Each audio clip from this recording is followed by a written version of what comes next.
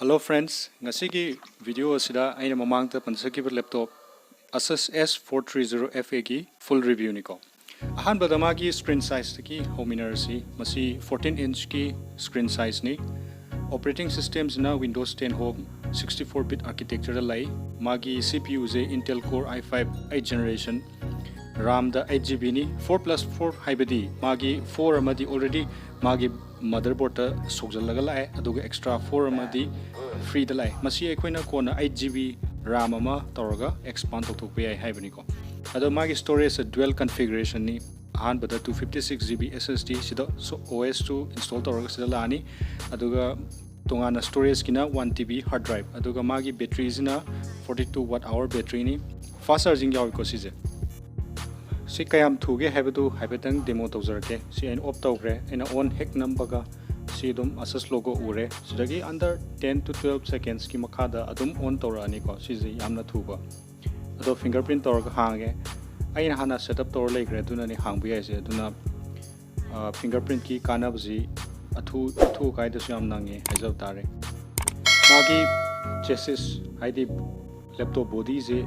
overall mathak covers gak natana atai di loina bak plastic oi banina haidi thangtok thangjin natraga kana gumba yamna traveling to leidana moidadi yamna beneficial oi ko ado magi sida front camera ma mathak ta leire si yam kana resolution high oi budi oide tum normal resolution ne kasham sing oide ado sigi display je sida dum hypet uba phange yam kana clear oi di ude ado magi coating je screen gi sida anti glare yaweba haidi anti glare haragati nungsa da thakattanaba yaw hai tare ado yam kanna 100% hekta effective oibdi natte ado nungsa da dum saiwai da dum uba phangi dana icon macha macha sigumba je adana dum thawak sina ba khotpa dum yai ko sigi laptop sigi unique oiba feature haragati magi oren nuksit asaba thokfam vent hai tare sigi vent si madi atopa laptop tona matai da yaudeba magi left or right da sigi mahutta mayai gi area zero in yawa sigi mayai da area da yawa haiji horen kaigumba kitang sagalakpa matamda display gi makha saiwai je sida hekta nungsit asab do thadura mina display je tum sagatleba ado sini khra yingjin bi ga point se ko masigi display gi matang da khajitang plus khra thamjarake ko sigi display ji ngan khalan bayai mamdhan bayai single button da control plus FN ma'am nam draga ju single button da yai ko si full brightness ne nakan da yeng ko da si ken ta thakat banate ai gi je direct nungsa mangan da kin number ni ko video je si bok ta dum phaniam na ure tuna haining badi kana gumbana PDF kumba na tragana mapan online na tragana nungsa yam phangwa pham da thabak suba na traga like pa boy targadi yam kanna problem ka su thengna roi adum sizna bayani sizu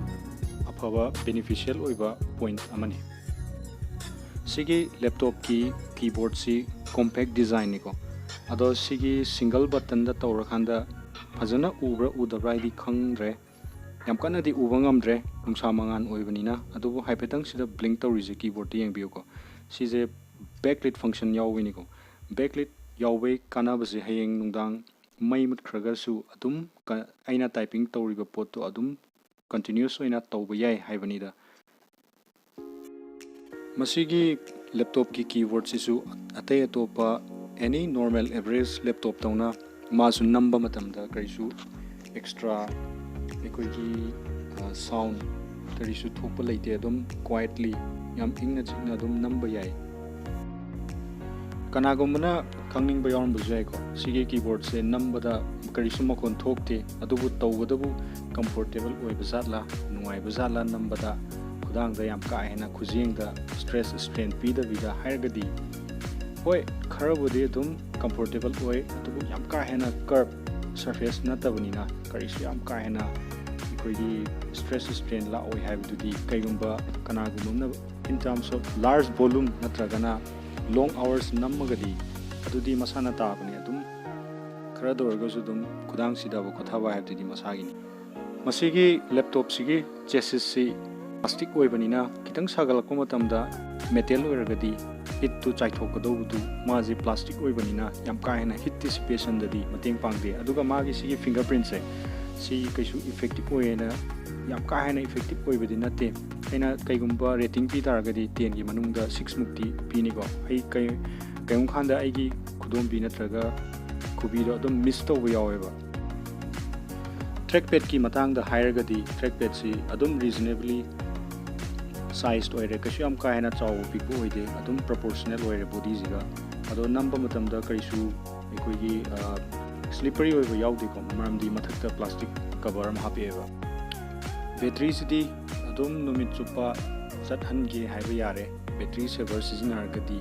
near about 6 hours 6 to 7 hours ꯃꯨꯛꯇꯤ ꯑꯗꯨꯝ ꯆꯠꯄ ꯌꯥꯔꯦ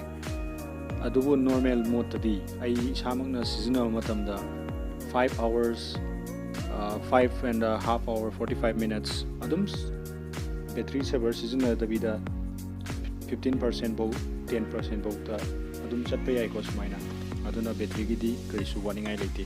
ꯑꯗꯨ ꯇꯧꯕꯗꯕꯨ game ꯁꯥꯟꯅꯕꯒꯤꯗꯤ ꯅꯠꯇꯦꯀꯣ ꯑꯩꯅ ꯍꯥꯏꯖꯔꯤꯁꯦ just normal day to day ꯇꯥꯁꯛꯀꯤꯅꯤ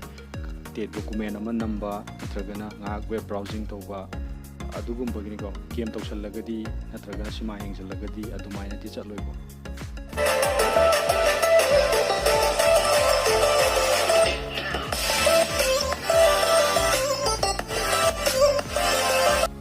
ꯁꯤꯒꯤ ꯂꯦꯞꯇꯣꯞꯁꯤꯒꯤ ꯃꯇꯥꯡꯗ ꯑꯩꯒꯤ ꯑꯣꯏꯕ ꯃꯣꯠ ꯈꯔ ꯊꯝꯖꯒꯦ ꯁꯤ ꯀꯅꯥꯒꯨꯝꯕ ꯁꯥꯇ꯭ꯔ ꯅꯠꯇ꯭ꯔꯒꯅ ꯊꯕꯛ ꯆꯠꯄ ꯖꯣꯕ ꯅꯠꯇ꯭ꯔꯒꯅ ꯋꯥꯔꯛꯇ ꯁꯤꯖꯤꯟꯅꯒꯦ ꯍꯥꯏꯔꯒꯗꯤ ꯌꯦꯁ ꯑꯩꯁꯨ ꯑꯗꯨꯝ ꯁꯖꯦꯁ ꯇꯧꯒꯅꯦꯕ ꯑꯗꯨꯕꯨ ꯀꯅꯥꯒꯨꯝꯕ ꯚꯤꯗꯤꯑꯣ ꯏꯗꯤꯇꯤꯡ ꯅꯠꯇ꯭ꯔꯒꯅ ꯒꯦꯝꯕꯨ ꯁꯥꯟꯅꯕ ꯑꯗꯨ ꯑꯣꯏꯇꯥꯔꯒꯗꯤ ꯁꯤ ꯑꯩꯅ ꯁꯖꯦꯁ ꯇꯧꯔꯣꯏꯕ ꯀꯔꯤꯒꯤꯅꯣ ꯍꯥꯏꯔꯀꯥꯟꯗ ꯃꯁꯤꯗ ꯗꯦꯗꯤꯀꯦꯇꯦꯠ ꯒ꯭ꯔꯥꯐꯤꯛ ꯃꯦꯃꯣꯔꯤ ꯌꯥꯎꯗꯦꯕ ꯌꯦꯁ ꯃꯉꯣꯟꯗ 2GB ꯒ꯭ꯔꯥꯐꯤꯛ ꯀꯥꯔꯠꯇꯤ ꯌꯥꯎꯋꯦꯕ ꯑꯗꯨꯒꯤ ꯒ꯭ꯔꯥꯐꯤꯛ ꯀꯥꯔꯠꯇꯨꯒꯤ ꯃꯦꯃꯣꯔꯤꯗꯣ ꯃꯥꯒꯤ ꯉꯁꯥꯏꯒꯤ 8GB RAM ꯂꯩꯕꯗꯨꯗꯒꯤꯗꯤ ꯍꯣꯔꯦꯟ ꯑꯩꯅ ꯁꯤꯖꯤꯟꯅꯔꯝꯗꯥꯏ ꯈꯛꯇꯪꯗ ꯑꯦꯟꯀ꯭ꯔꯣꯁ ꯇꯧꯁꯜꯂꯒ ꯑꯗꯨꯗꯒꯤ ꯋꯥꯏꯔꯒ ꯁꯤꯖꯤꯟꯅꯗꯣꯏꯅꯦꯕ ꯗꯦꯗꯤꯀꯦꯇꯦꯠ ꯒ꯭ꯔꯥꯐꯤꯛ ꯌꯥꯎꯗꯦꯕ ꯑꯗꯨꯒꯤꯁꯨ ꯃꯊꯛꯇ ꯃꯥꯒꯤ ꯁꯤꯗ ꯌꯥꯎꯔꯤꯕ ꯒ꯭ꯔꯥꯐꯤꯛ ꯀꯥꯔꯠꯁꯦ ꯏꯟꯇꯤꯒ꯭ꯔꯦꯇꯦꯠ Intel UHD ꯍꯥꯏꯗꯨꯅꯦꯕ ꯃꯁꯤ ꯌꯥꯝꯅ ꯂꯤꯔꯕ ꯒ꯭ꯔꯥꯐꯤꯛ ꯒ꯭ꯔꯥꯐꯤꯛ ꯆꯤꯞꯅꯤꯀꯣ ꯁꯤꯁꯦ ꯑꯗꯨꯅ ꯑꯅꯧꯕ ꯍꯥꯄꯛꯄ ꯅꯠꯇꯦ MX series ꯅꯠꯇ꯭ꯔꯒꯅ GTX series ꯑꯗꯨꯒꯨꯝꯕ ꯅꯠꯇꯦ NVIDIAꯒꯤ ꯄ꯭ꯂꯁ ꯁꯤꯒꯤ ꯏꯌꯔ ꯚꯦꯟꯁꯦ ꯃꯥꯒꯤ ꯏꯌꯔ ꯆꯨꯞꯁꯟꯐꯝꯁꯦ ꯌꯥꯝ ꯄꯤꯛꯑꯦ ꯑꯗꯨꯅ ꯈꯤꯇꯪ ꯍꯦꯛ ꯇꯧꯕꯒ ꯈꯤꯇꯪ ꯍꯦꯚꯤ ꯋꯥꯔꯛ ꯍꯦꯛ ꯂꯥꯛꯀꯦ ꯇꯧꯕꯒ ꯃꯥꯒꯤ ꯍꯤꯇꯤꯡ ꯏꯁꯨ ꯌꯥꯝ ꯆꯥꯎꯅ ꯂꯩ ꯃꯩ ꯍꯦꯛꯇ ꯁꯥꯒꯠꯂꯦ ꯑꯗꯨꯏꯁꯨ ꯃꯊꯛꯇ ꯃꯥꯒꯤ ꯍꯣꯔꯦꯟ ꯃꯥꯒꯤ ꯑꯦꯛꯖꯣꯁꯠ ꯚꯦꯟꯁꯤꯡꯗꯣ ꯀꯃꯥꯏꯅ ꯇꯧꯒꯦ ꯍꯥꯏꯔꯀꯥꯟꯗ ꯅꯨꯡꯁꯤꯠ ꯑꯁꯥꯕꯗꯨ ꯕꯣꯗꯤ ꯃꯌꯥꯏꯗ ꯌꯥꯎꯔꯕꯅꯤꯅ ꯑꯦꯛꯁꯇꯔꯅꯦꯜ ꯑꯦꯛꯖꯣꯁꯠ